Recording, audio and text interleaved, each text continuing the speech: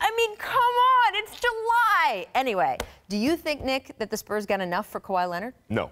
You never get enough for a superstar player. We've seen it time and time again in the league. But, Rachel, very clearly they thought he was going to walk.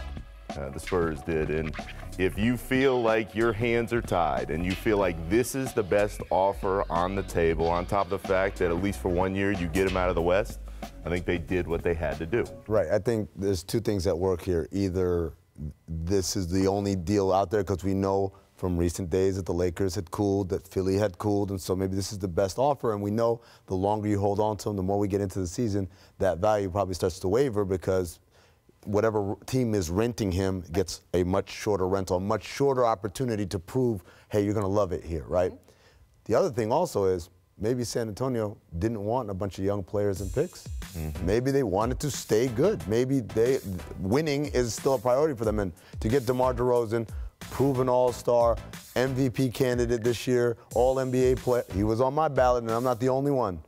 I'm not on the ballot. There's only 5 names. You got to have 5 names on him. He was one of the 5.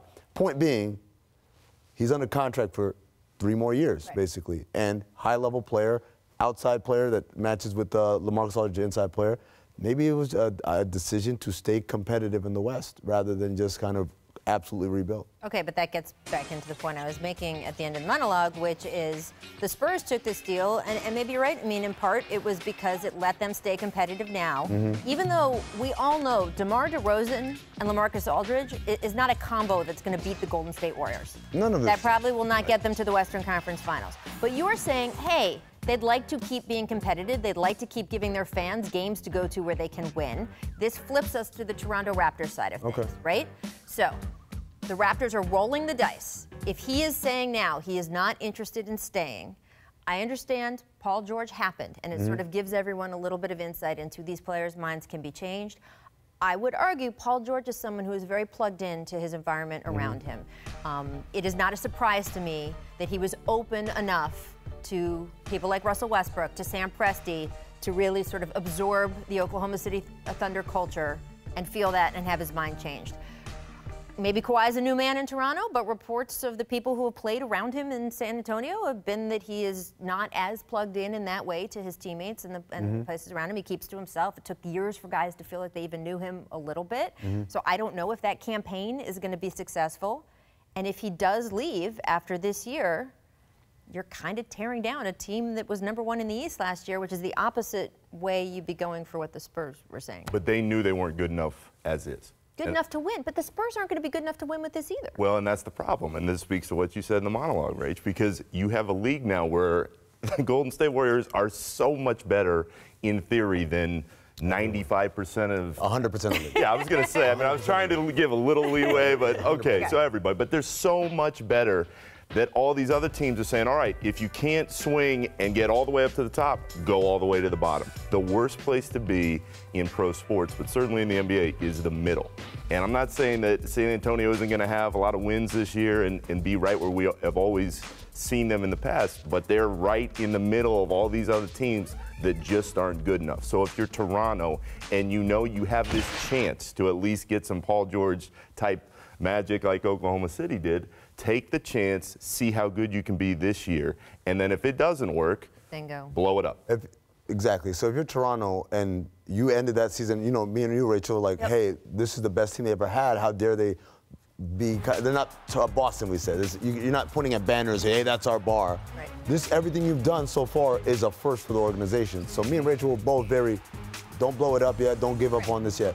But if you've come to that decision, if you've made that decision, at that point, it's nice to take one last massive swing. Because I'll tell you what, regardless of everything, if Kawhi Leonard plays and is Kawhi Leonard that we know, this roster today is markedly better than it was a month ago or whatever it was. And by the way, don't get lost in this. Danny Green's a pretty good pickup too. Absolutely, 100%. So if those guys play, Kawhi might leave at the end of the year. It may not work out, but this team right now, this is the best Toronto Raptors team yet. And I think people have forgotten just how good Kawhi is. Yeah. This is a guy who doesn't talk. He lets his game speak. Well, his game wasn't able to speak for him last year because he wasn't on the floor much. He is unbelievable. So if he's healthy and he's ready to go, I couldn't agree with you more.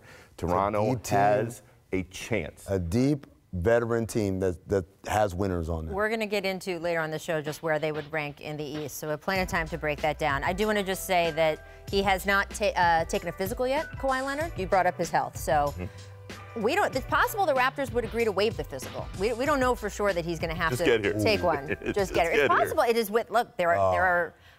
Again, a year ago today. I know what you're going to say. Okay. Kawhi Leonard got traded to the Raptors. I mean, you would be like, get out of here. Bring me the aliens. So I am not ruling anything out. It is possible they could waive the physical. I would not waive the physical. He's supposed to report for physical within 48 hours, although we have seen times where the team gives the player permission to extend that, and the league approves that. So we'll have to wait and see what happens. His health is obviously a huge factor here.